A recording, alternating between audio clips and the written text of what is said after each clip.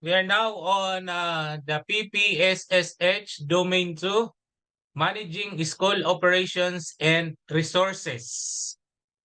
First, we'll have the Strand 1, Records Management. Okay, let's start with this question. Records management is vital to the realization of the vision, mission, core values, and quality policy direction of the Department of Education. It endeavors to achieve systematic and efficient flow of information throughout the organization that provides information when it is needed and in the form necessary to facilitate in the decision-making process. Question: which of the following indicators characterize a school head who has already attained career stage 4 in record management? A. Capacitate school personnel in managing school data and information using technology, including ICT, to ensure efficient and effective school operations. B. Exhibits best practice in managing school data and information using technology, including ICT, to ensure efficient and effective school operations. Letter C. Demonstrates skills in managing school data and information using technology, including ICT. Or letter D. Manage school data and information using technology, including ICT, or ensure efficient and effective school operations. So even though this question is very long, including the choices, you can answer this in just 5 seconds by reading the question or staying fast and the choices. Okay, what could be the best answer? And the right answer, correct po kayo, exhibits best practice in managing school data and information using technology, including ICT, to ensure efficient and effective school operations. So that means that school head should be fluent in ICT or operating the computer, the laptop. Dapat maging millennial thinker tayo or may pagka-millennial tayo. Hindi tayo mahuli dapat sa ICT or technology.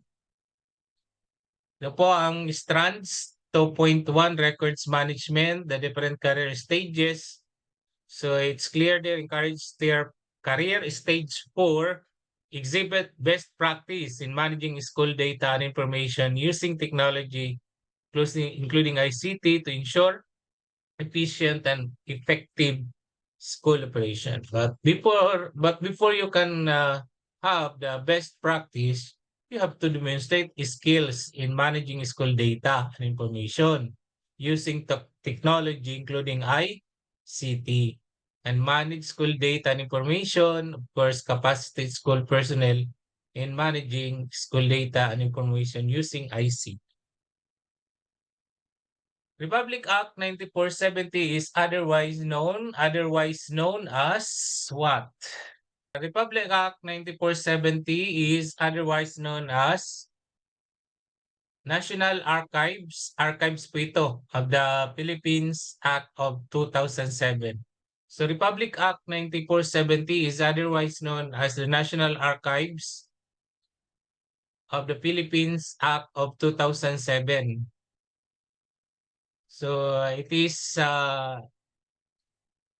approved, and its purpose is to effect better coordination in the management of government records and public archives, to govern the creation, general protection, use, storage, and disposition of public records, including the acquisition, storage, and preservation of public archives. So blank refer to public records, papers, periodicals, books, or other items or articles or materials, whether in form of electronic, audiovisual, or print, which by their nature and characteristics have enduring value that have been selected for permanent preservation. The answer is archives. According to the National Archives of the Philippines, or NAP General Circular Number 1, dated January 20, 2009. So archives also refers to the place like building, room, storage area where archival materials are kept and preserved, and an organization or part of an organization whose main function is to select, collect, and preserve archival records and make such records available for public use. So, tatlo po ang ibig sabihin ng archives. Pwede siyang a thing, bagay, pwede siya place, and organization. Another fill in the blanks. Blank refers to the managerial activities involved with respect to the records creation, records maintenance and use, transmission, retention, and records disposition in order to archive adequate and proper documentation of policies and transactions of government for its efficient, effective, and economical operation. The right answer is records management. So, plural, records management. According pa rin dito sa National Archives of the Philippines, General Circular Number 1, January 20, 2009. Number 1, blank refers to the periodic inspection of the records holdings of government offices, whether national or local, for purposes of identifying and incorporating record series that are not yet included in the agency's records disposition schedule. Dapat pala tayo sa ating mga schools ay meron tayong records disposition schedule. Kaya dapat tayo ay magkaroon ng parang book of records of our documents. Kaya ano po ito? Refers to the periodic inspection. Ito po ay records management audit. Records management audit refers to the periodic inspection of the records holdings of government offices. Another one. Blank refers to the specific period of time established and approved by the National Archives of the Philippines as the lifespan of records, after which they are deemed ready for permanent storage or destruction. May nakakuha, retention period. Congratulations. Retention period refers to the specific period of time established and approved by the National Archives of the Philippines. Ang ating mga records pala, depende sa kanya classification, ay may retention period lang po siya. Merong 1 year, 2 years, 3 years, up to 5 years. Or meron ding mga documents or records that should not be disposed. Or ang kanyang retention period is lifetime. Another one, blank refers to recorded information regardless of medium or characteristics, frequently used interchangeably with records.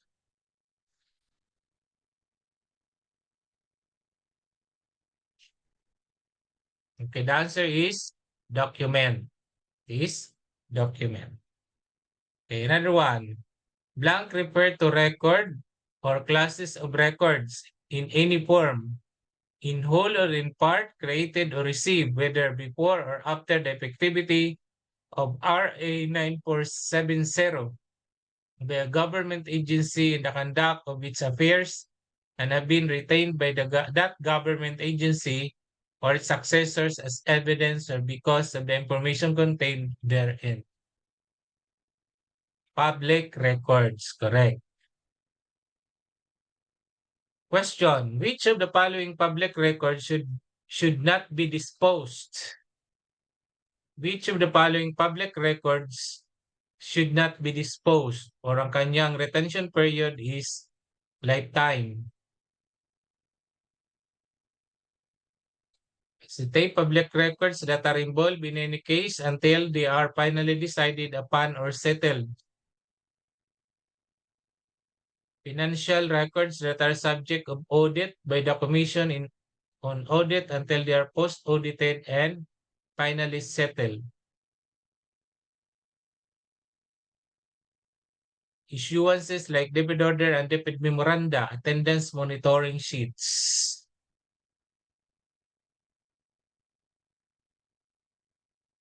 The right answer is letter A. Tama po ba? No, it's not. Sandali lang.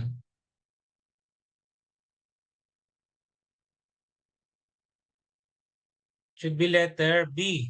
Letter B pala. Mali ito ah. So the right answer is letter B. Doon sa choices, di ba? Roman numeral 1, public records that are involved in any case until they are finally decided upon or settled. Then financial records that are subject of audit, hindi pa siya pwedeng i-dispose. Pwede lang i-dispose, pero kailangan post-audited na. Then, issuances like debit order and debit memoranda, hindi siya pwedeng i-dispose. Yung number 4 lang ang pwedeng i-dispose after the retention period prescribed by that law. So attendance monitoring sheets has 1 year authorized retention period. So yung mga attendance monitoring sheets natin ay 1 year lang ang retention period except if these documents have unresolved case. Pero sa choices, ano lang naman, attendance monitoring sheets. Issuances have permanent retention period.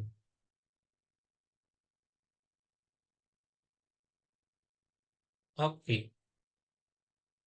Which of the following school records should be permanently stored or kept?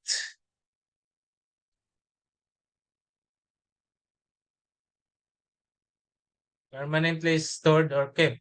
Diploma, list of honor graduates, school form, is it 10 or all of the above? The right answer is letter D, all of the choices are above. Diploma dapat should be kept permanently. List of honor graduates and is it 10 or permanent learners permanent record. Ito po, undefined general disposition schedule sa class records or sa class records or sa school level. Class cards, form 138A or ngayon is if 9. Permanent siya. Class observation and supervisory reports, permanent. Then diploma, list of honor graduates, permanent. Kanya retention period. Report cards, student permanent records, or is it 10? Summary of units or form 9. Wala naman tayong ngayon nito. So permanence. So meaning hindi kailangan i-dispose. School XYZ was devastated by storm typhoon.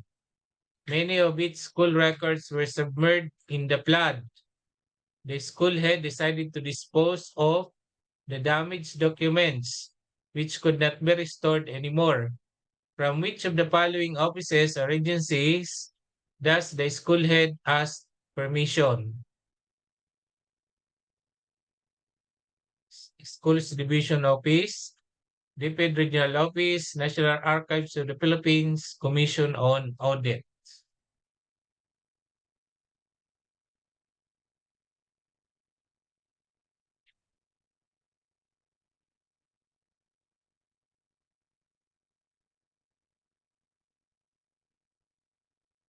Type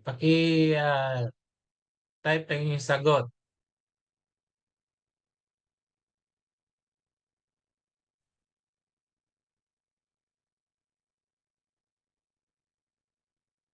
Okay, letter C, ang karamihan sa sagot. The right answer, tama po kayo, National Archives of the Philippines. According to National Archives of the Philippines Memorandum Circular Number 1, Series 2014, records damages by water or any elements can be disposed of only after securing authority from NAP or National Archives of the Philippines. Rule 13 of NAP General Circular Number 2 states that disposal or damaged permanent public records and damaged public records that have not yet passed their prescribed retention periods shall be considered for authorized disposal only upon submission to NAP of the following requirements. Official report which contains information of the non-usability and extent of damage of records as well as causes of the damage to the public records. Photo documentation and information of what other agency record series can the data or information of the damaged public records be found, and request for authority to dispose of records, NAP Form 3 and 3 copies, and properly filled out. Certification that the said damaged public records that are submitted to audit were post-audited and finally settled, and or the records involved in the case or investigation were finally decided upon or settled. Then, if expediency demands, and upon the order of the Executive Director of the NAP, an official assessment by the NAP representative, we shall conduct an actual physical inspection and evaluation of the damaged records may be requested. So, Article 5, Rule 14 of the NAP General Circular Number 2 stipulates that a person who willfully or negligently damages a public record or disposes of or destroys a public record in violation of the provisions of RA 9470 or contravenes or fails to comply with any provision of said Act and its IRR shall be deemed to have committed an offense. So, question.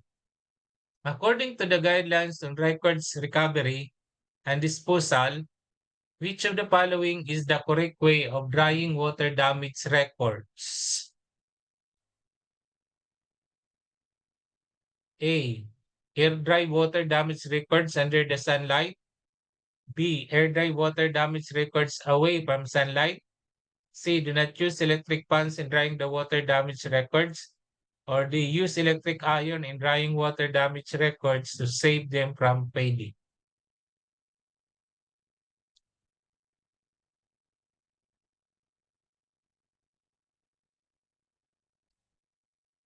Answer is letter B, air dry water damage records away from sunlight. So huwag ibilad sa araw.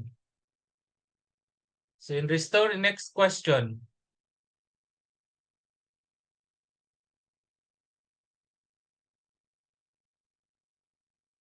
Hindi rin pwede pag gamit na electric iron.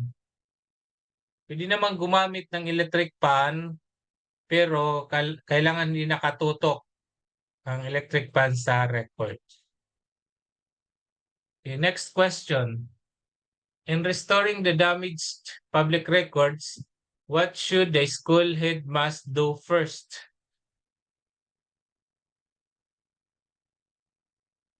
In restoring the damaged public records, what should the school head must do first? Diba, tayo, may pwede pang ma-restore ng mga public records sa ating school. So ano ang una nating gagawin bilang school head?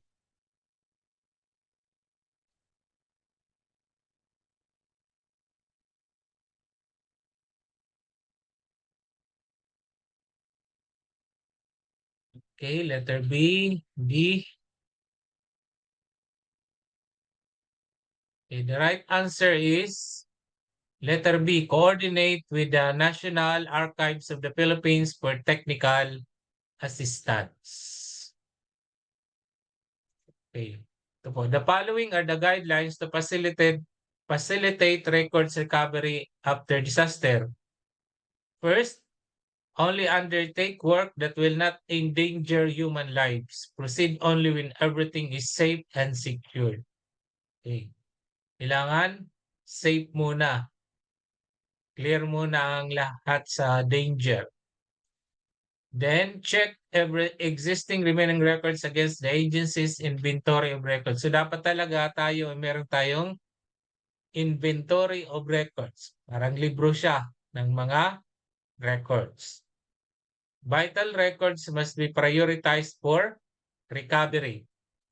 Then, ensure safe handling in the retrieval of records, relocation, destination, transportation, arrangement, and documentation procedures. Salvage operation include packing and removing records from affected areas, digging up records, securing against thief, water infestation, and other processes. Ito na, air dry water damage records away from sunlight. Do not dry water damage records under the sun. UV rays or ultraviolet rays from sunlight will cause fading on what is written or printed on paper documents. If electricity is available, use electric fans, but don't point this directly at the records. Next, carefully remove dirt and dust using soap, brush, or other suitable instrument. Do not attempt to separate papers which are stuck together. Coordinate with NAP for technical assistance on appropriate restoration. Ito na, kung i-restore na. Do not attempt to perform restoration activities on the records without first consulting the NAP or NAP. This may unintentionally do more damage to the records. Non-paper materials such as photographic, magnetic, and other electronic media require a specialized technique of restoration. Please coordinate with NAP for possible rehabilitation measures. Then, documentation including photography of all procedure must be made for reporting purposes. Then, records damaged by water or other elements can be disposed of only after securing authority from NAP. Yun po ang parang proper way of restoring and how we're going to restore and ano yung sinasabi? Yung facilitate records recovery after the guidelines to facilitate records recovery after disaster.